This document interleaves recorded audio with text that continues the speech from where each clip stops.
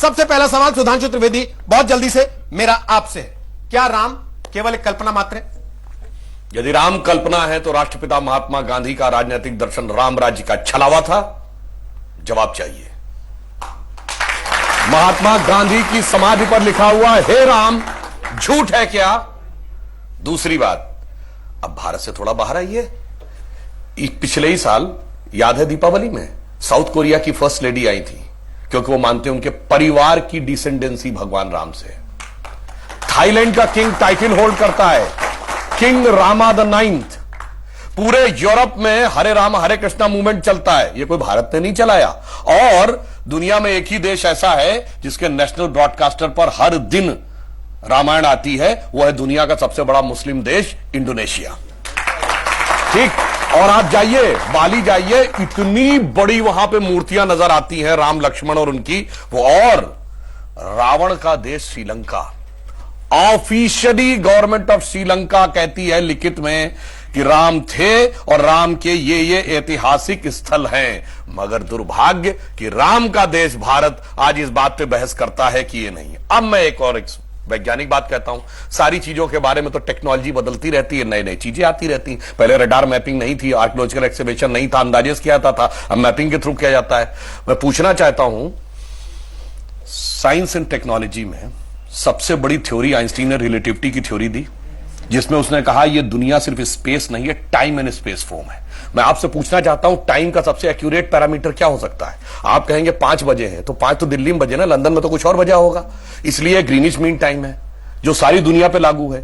अगर आपसे पूछूं टाइम का एब्सोल्यूट पैरामीटर क्या है जो दुनिया में यहां पर छोड़िए, धरती पे, मंगल पे, बृहस्पति पे, किसी पॉइंट ऑफ सोलर सिस्टम पे लागू हो, it is only the relative motion position of the planet. और भगवान राम के रिलेटिव मोशन ऑफ प्लैनेट यानी एग्जैक्ट टाइम लिखा है।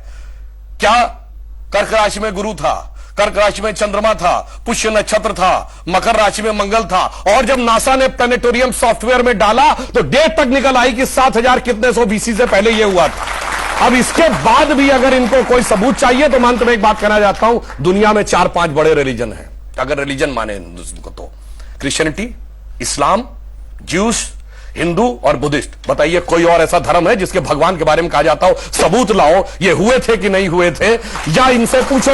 और भगवान राम की पहले की भी वंशावली अवेलेबल है और बाद की भी। बाकी दुनिया में जितने भी लोग हुए, बाद की कुछ की अवेलेबल है, कुछ की तो पहले और बाद की भी नहीं अवेलेबल है, पहले किसी की नहीं अवेलेबल है। मगर राजा इक्ष्वाकु से लेकर उसके बाद उनके पुत्र इतने साल राज किया, भगवान राम के बाद इतने इतने, पूरा डिटेल सब कुछ झुटलाने का प्रयास केवल इसलिए होता है कि हम पे हुकूमत करने वाले जो लोग थे ना, अंग्रेज, उनको तो कहते हैं, अब मैं किसी धर्म ग्रंथ के खिलाफ नहीं, कहते हैं 14,000 साल पहले दुनिया बनी थी।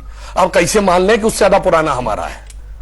इसलिए सारी की सारी समस्या है। जिनका कि कैलेंडर 2000 साल पहले शुरू होता है या किसी का 1400 साल पहले शुरू होता है, कैसे मान ले हजारों साल पहले का था? समस्या यह है और कुछ नहीं है।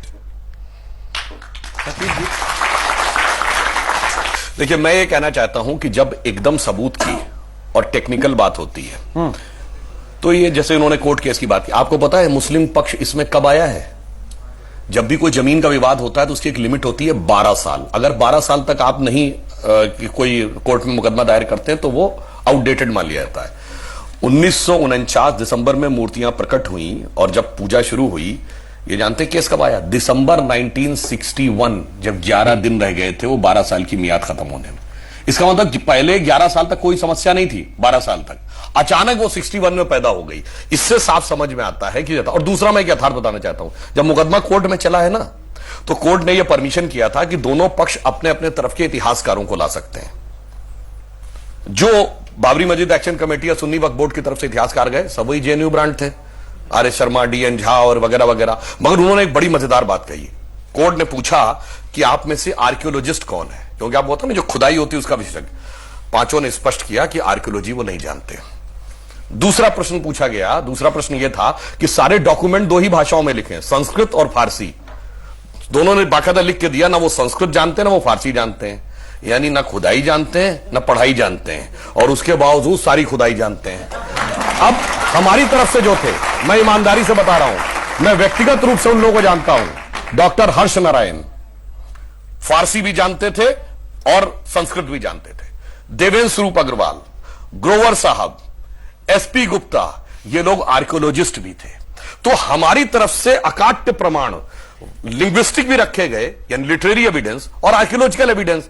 जब इनसे कहा गया, पहले इन्होंने कहा जी वहां पर तो कुछ नहीं था, पहले मस्जिद बनी, पहले ही मस्जिद बनी थी। अब जब नीचे निकल आया स्ट्रक्चर, कहते नहीं जो ईदगाह के ऊपर मस्जिद बनाई गई थी, क्योंकि अब नीचे स्ट्रक्चर निकल आया। अब जब स्ट्रक्चर में निकल आए 72 खंबे, नहीं जी ये तो सब गलत है, ये राम का मंदिर नहीं है। मैं एक बात और कहना चाहता हूं, अगर बहस यहीं से शुरू हुई होती जमीनी विवाद से तो कोई बात, जब ये मामला उठा था, आज की पीढ़ी को तो याद नहीं होगा, 89-90 में जानते यहां थोड़ी शुरू हुआ था भगवान राम। कहते राम थे कि नहीं, अयोध्या ये थी ही नहीं, हुए थे तो पहले साबित करो, और हुए थे तो यहां साबित करो। और प्रतिक्रिया कब आई थी, आजकल फिर उससे कनेक्शन है।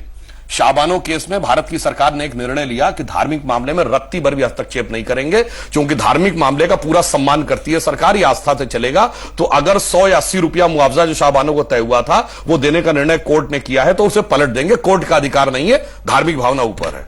और 1 साल बाद कहते हैं कि हमारे भगवान कहां पैदा हुए, तो कोर्ट में प्रूफ करना पड़ेगा, और अयोध्या में नहीं इसी जगह में पैदा हुए, ये प्रूफ करना पड़ेगा। ये जो इतना बड़ा अंतर जब दिखाई पड़ता है तब इस प्रकार की प्रक्रिया आती है। और एक बात जो विजय शंकर शिवाजी ने, कि सबसे पुराना जो इंसिडेंट जानते क्या है, 1858 में अयोध्या की कोतवाली में मुकदमा दर्ज है कि कई 100 निहंग आए, गुरु गोविंद सिंह जी का नाम लेते हुए उन्होंने कब्जा कर लिया है, और चारों तरफ उस दीवालों पर राम राम लिख दिया है। ये शीतला प्रसाद दुबे थानेदार ने अपनी तहरीर में लिखा, अंग्रेजों के जमाने लिखा, क्या लिखा है, कहां कब्जा कर लिया है, मस्जिद जन्म स्थान। अब भैया किसका जन्म स्थान था मस्जिद, वो बता दीजिए। मीर बाकी के पत्थर पे लिखा फरिश्ते के उतरने की जगह, इस्लामी मान्यताओं के अनुसार कौन सा फरिश्ता उतरा था वो बता दीजिए। सुनिए, ये तो आप 1992 कर रहे हैं, ये 1976 में 8 खंबे नीचे खुदाई में निकल रहे थे, ये आर्कियोलॉजिकल सर्वे की रिपोर्ट में है। और ये बताने वाला के मोहम्मद है, वो किसने ला के रखे थे, इंदिरा गांधी रखी थी क्या, बताइए ना। अब मैं एक और बात पूछता हूँ, सुनिए